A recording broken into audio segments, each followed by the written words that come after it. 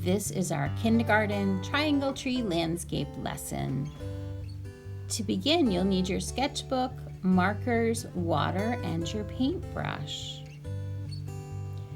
We're going to start using our green marker to draw a line where the ground and the sky meet. That's our ground line.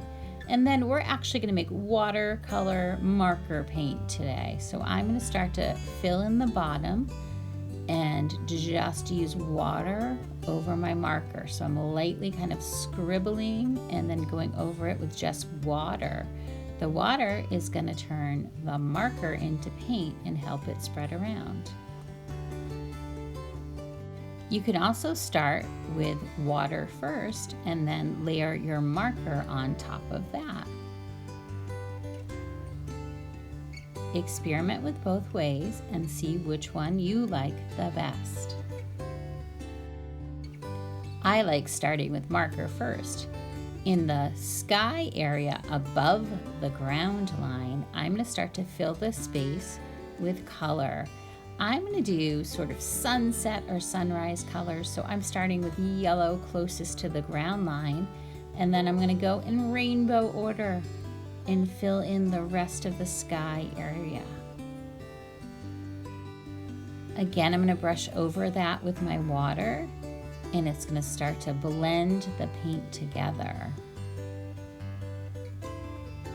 And that's how you turn markers into paint.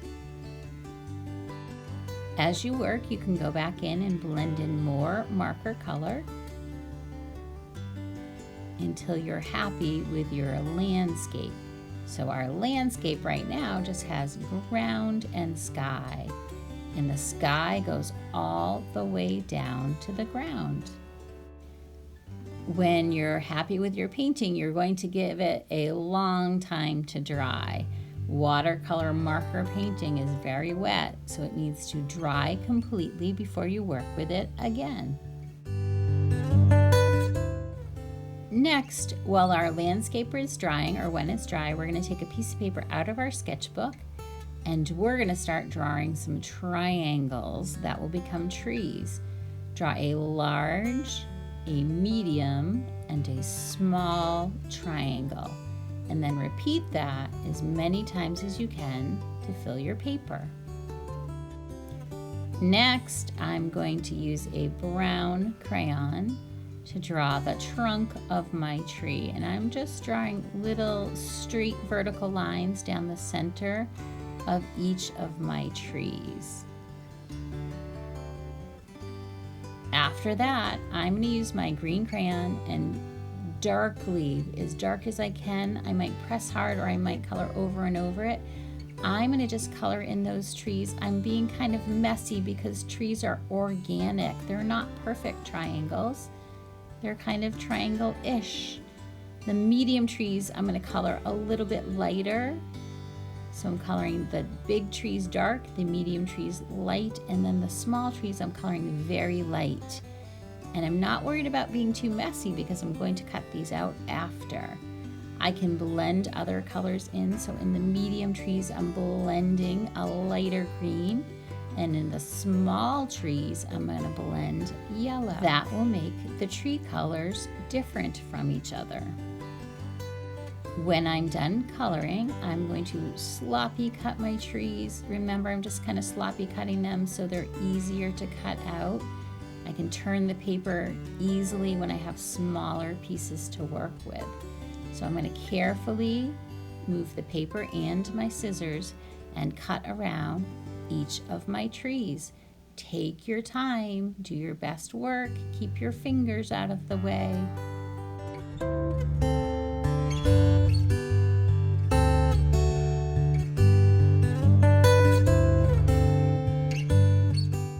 When I am all done cutting, I'm going to sort my trees into small, medium, and large.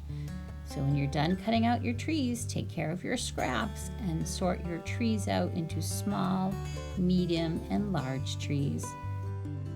When your landscape is all dry, you're going to get your glue, open your glue, make sure you remove any dry glue from the top.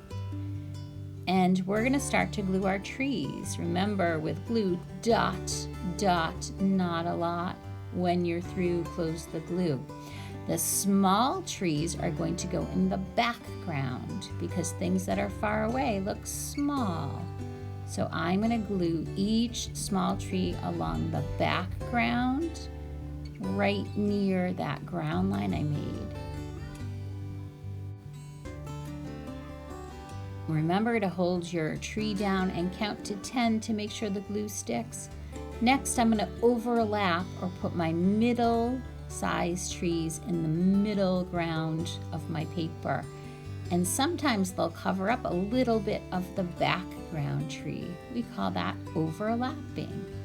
So again, you're going to put your small trees in the background and your middle-sized trees in the middle ground. And then your large trees will go right along the bottom of your paper in what we call the foreground. So we have the background, the middle ground, and the foreground. It's amazing how we can fill the whole space of our paper with our landscape when we use the foreground, the middle ground, and the background. You can go back in with your crayon and add details. Like if you cut a tree trunk off accidentally, you can color it in and add it on. I'm gonna add a couple of V-shaped curvy line birds in my sky. And there I think my landscape is finished. I cannot wait to see your triangle tree landscape. Don't forget to close your glue and take care of your scissors. Happy creating!